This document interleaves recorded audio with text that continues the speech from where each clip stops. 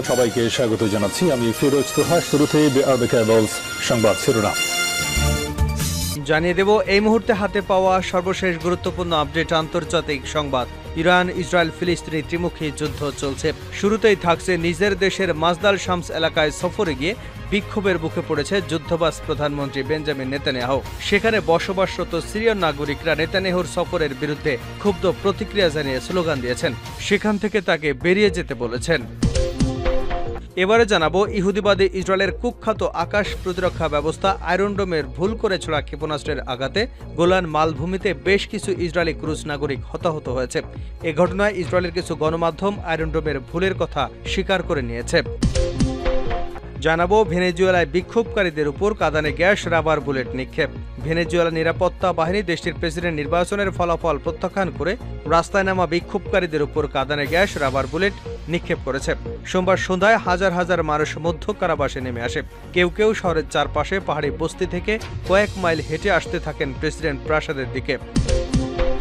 এদিকে কেরালায় ভয়াবহ ভূমিধসে ৫৬ জনের মৃত্যু।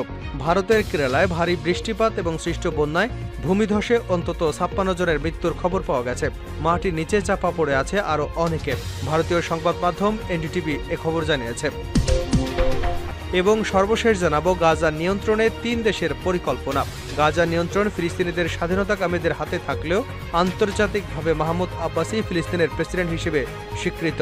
৮৮ বছর বয়সী আব্বাস এবং তার মন্ত্রিসভার বিরুদ্ধে দুর্নীতির বিস্তর অভিযোগ রয়েছে।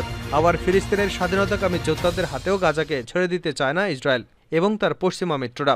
আর তাই গাজা থেকে তাদের নির্মূলের পর উপত্যকার শাসনভার অন্য কারো হাতে তুলে দিতে জাতীয় কমিটি গঠন করতে কাজ করছে এই ৩ দেশ। এতক্ষণ শিরোনাম শুনছিলেন, এবার বিস্তারিত। প্রিয় দর্শক, আপনি যদি এই চ্যানেলে নতুন হয়ে থাকেন, ভিডিওটি দেখতে দেখতে চ্যানেলটি সাবস্ক্রাইব করে আমাদের সঙ্গে থাকুন। আর এই ভিডিও সম্পর্কে আপনি আপনার মূল্যবান মতামতটি কমেন্ট বক্সে জানিয়ে দিন। আর হ্যাঁ প্রিয় দর্শক, জানিয়ে দিন ভিডিওটি কোথা থেকে দেখছেন। মাজদাল শামস এলাকায় সফরে গিয়ে বিক্ষোভের মুখে যুদ্ধবাজ বেঞ্জামিন নেতানিয়াহু।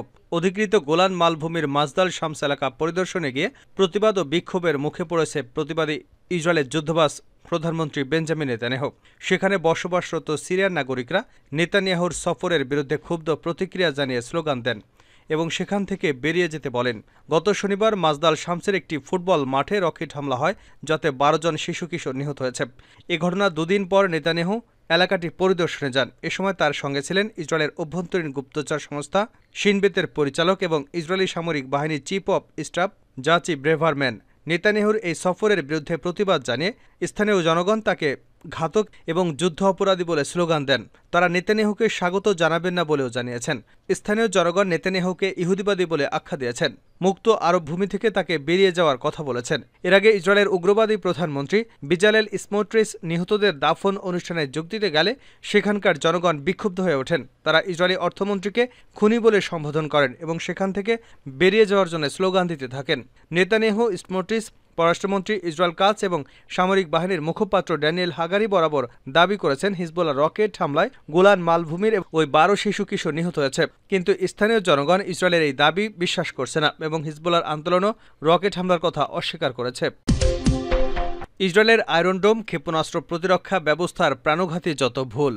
ইহুদিবাদী ইসরায়েলের কুখ্যাত আকাশ প্রতিরক্ষা ব্যবস্থা আয়রন ডোমের ভুল করে ছোড়া ক্ষেপণাস্ত্রের আঘাতে গোলান মালভূমিতে বেশ কিছু ইসরায়েলি ক্রুজ নাগরিক হতাহত হয়েছে। এই ঘটনায় ইসরায়েলের কিছু গণমাধ্যম আয়রন ডোমের ভুলের কথা স্বীকার করেছে।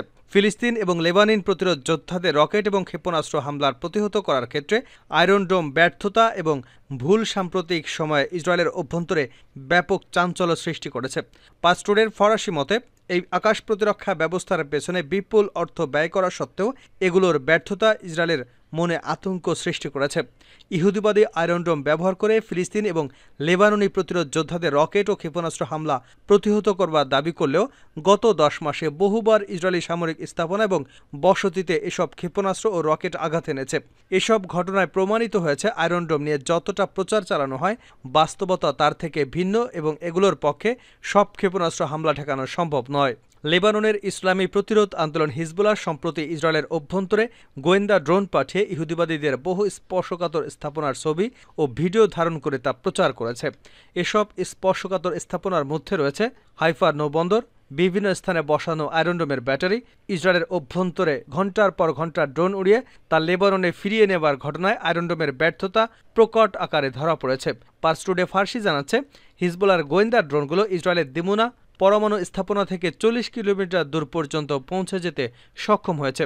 এ ঘটনায় ইসরায়েলের অভ্যন্তরে ব্যাপক আতঙ্ক তৈরি হয়েছে। হিজবুল্লাহ ধারাবাহিক তার গোয়েন্দা ড্রোনগুলোর সাফল্য প্রকাশ করবার পর একজন পদস্থ ইসরায়েলি সেনা কর্মকর্তাকে বরখাস্ত করা হয় এবং হাইফা বন্দরে আয়রন ডোমের পরিবর্তে মার্কিন আকাশ প্রতিরক্ষা ব্যবস্থা প্যাট্রিয়ট মোতায়েন করা হয়।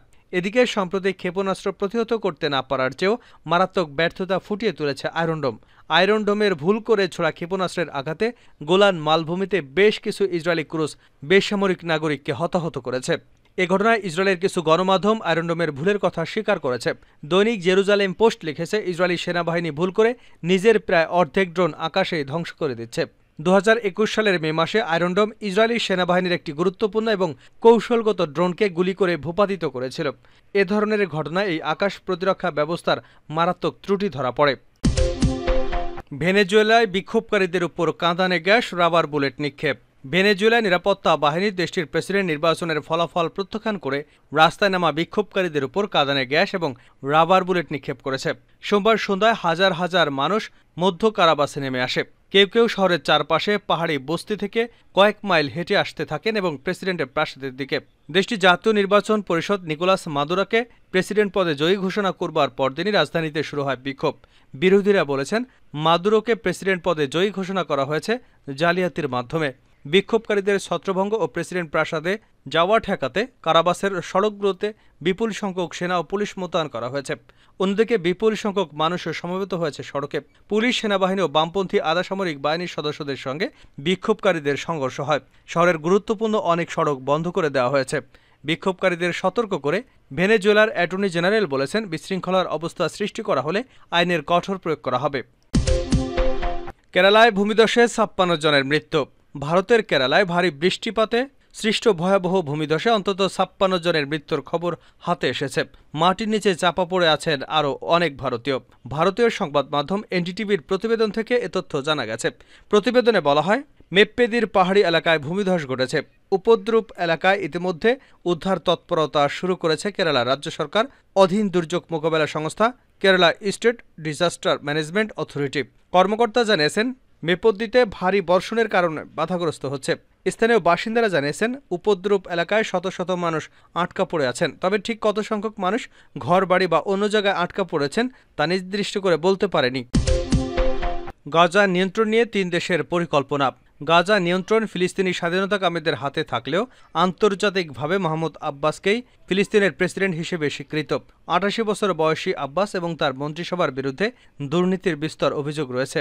আবার ফিলিস্তিনের স্বাধীনতাকামী যোদ্ধাদের হাতে গাজাকে ছেড়ে দিতে চায় না ইসরায়েল ও তার পশ্চিমা মিত্ররা। আর তাই গাজা থেকে তাদের নির্মূল করার পর উপত্যকার শাসনভার অন্য কারো হাতে তুলে দিতে জাতীয় কমিটি গঠন করতে কাজ করছে 3 দেশ।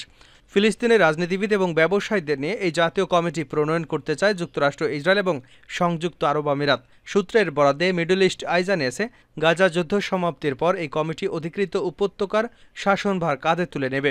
নাম প্রকাশে অনিচ্ছুক সূত্র বলছে, এই কমিটিতে ফিলিস্তিনের সব পক্ষকে প্রতিনিধিত্ব করবার কথা রয়েছে। তবে বাস্তবে কমিটির সদস্যরা হবেন ফাত্তার সাবেক নির্বাসিত নেতা এবং ফিলিস্তিনের স্ট্রংম্যান মোহাম্মদ দাহলানের বিশ্বস্ত লোকজন। পরিকল্পনা অনেকটা এমন যে দাহলানকে ফিলিস্তিনি কর্তৃপক্ষের নেতৃত্বে বসানো হবে। নাম প্রকাশে অনিচ্ছুক সূত্র জানিয়েছে, এই পরিকল্পনা মেনে নিতে আব্বাসকে চাপ দিয়ে যাচ্ছেন আন্তর্জাতিক ও আঞ্চলিক রাষ্ট্রগুলো। এসব দেশের তালিকায় মিশর, জর্ডানের নামও রয়েছে। তবে এই পরিকল্পনা থেকে এখনও নিজেকে সরিয়ে রেখেছে কাতার। গাজার যুদ্ধবিরতির ব্যাপারে ফিলিস্তিনের স্বাধীনতাকামী যোদ্ধাদের শীর্ষ নেতৃত্বকে চাপ দিয়ে যাচ্ছে দেশটি। ধনাঢ্য ব্যবসায়ী দাহলান নির্বাসিত অবস্থায় বর্তমানে সংযুক্ত আরব আমিরাতে বসবাস করছেন। 2007 সালে গাজার নিয়ন্ত্রণ হারায় ফিলিস্তিনি কর্তৃপক্ষ। ব্যবসায়ী হলেও দাহলান এর আগে ফিলিস্তিনি কর্তৃপক্ষের নিরাপত্তা উপদেষ্টা হিসেবে দায়িত্ব পালন করেছেন। তবে দুর্নীতি এবং অভ্যুত্থানের অভিযোগ উঠলে আব্বাসের ঘনিষ্ঠ নেতাদের চাপে 2011 সালে ফিলিস্তিন ছাড়তে বাধ্য হয় দাহলান, যদিও দাহলান তার বিরুদ্ধে আনা এসব অভিযোগ অস্বীকার করেছে।